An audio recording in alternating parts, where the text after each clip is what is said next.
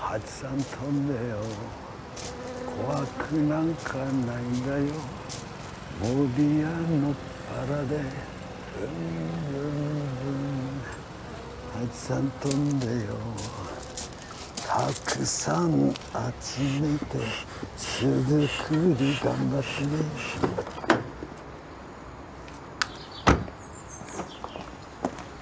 Good morning, Dr. Granger. Professor Tanaka. Konnichiwa. I've said that wrong, haven't I? It's typically a midday greeting or afternoon, but also means hello. Okay, that's probably why your father was laughing at me last time I spoke to him. How is he? Well, I think, considering. May I come and see you, though? Sure, come in with me now if you want. I have a tutorial, but I'm free mid-morning. Okay, well, tell reception it's me you want to see. Everything okay? My father has had a change in circumstances. Oh, worse? Different. Obviously there are some things I can't discuss with you, but come back. Thank you. Okay. Valerie, have you got any... Dr. Reed? Yes. Oh, Ben, Halstead, isn't it? Well remembered. Yeah, second year course coordinator medicine. We met at a faculty something. The faculty summer party. You got into a fight with one of my colleagues about palliative care. Yes, I did, didn't I? Well, in my defence, he referred to a patient as CTP. Man's an idiot. Sorry, I know he's on your staff. Which means I know you're being polite. You should hear what the students call him. Well, if I know medical students, then it will be very inventive and incredibly rude. Have you got a minute? Yes, of course. Go through. Sorry, what does CTP mean? Circling the plug hole. That's terrible. Exactly. Please, have a seat. Thank you. So, how can I help? I'm not here for an appointment, more a request. Oh? Would you consider putting me in touch with a patient, or group of patients, who've been diagnosed with cancer? Well... And been successfully treated, in remission? For research? To come and talk to the second-year medical students. I want to present them with the human side of the condition, not just hit them with procedures or dry statistics. Oh, I see. It's a big ask, I know, but you spoke so compassionately and put Dr. CTP in his place. You're the first person I thought of. Well, I think it's a good idea. Obviously, I have to think about patient confidentiality. So Dr. Reed saw your father last, and he mentioned beekeeping to her. I presume that's what you were referring to. In part. Please, take a seat. I imagine that's quite a tranquil hobby, although probably a demanding one. It's not a hobby. The bees form part of his end-of-life plans. Okay, how so? I imagine you've never heard of mellification or the mellified man. No. Also known as human mummy healing confection. There's a mythology in Eastern medicine of men in the 16th century donating their bodies to science, in a way. If they knew they were to die soon, they would spend their remaining days eating nothing but honey, even bathing in it. And it would get to the point where, apparently, they would sweat pure honey. This is the beginning of the process. After death, their body would be put into a stone tomb, also filled with honey, and it would be sealed for 100 years. When the tomb was opened, the contents were supposedly an elixir with powerful healing properties, able to help mend broken bones and amongst many other ailments. So this is your father's plan, to effectively mummify himself so that after death he can become some sort of medicine? Would you talk to him? He respects you. And say what? Perhaps talk about what will happen if he goes through with this. A diet of honey alone cannot be healthy. Have you told him how you feel? I think it's abhorrent, but he chooses not to listen. He believes, I think, only in logical terms, and his plan... Is medicine, loosely thinking?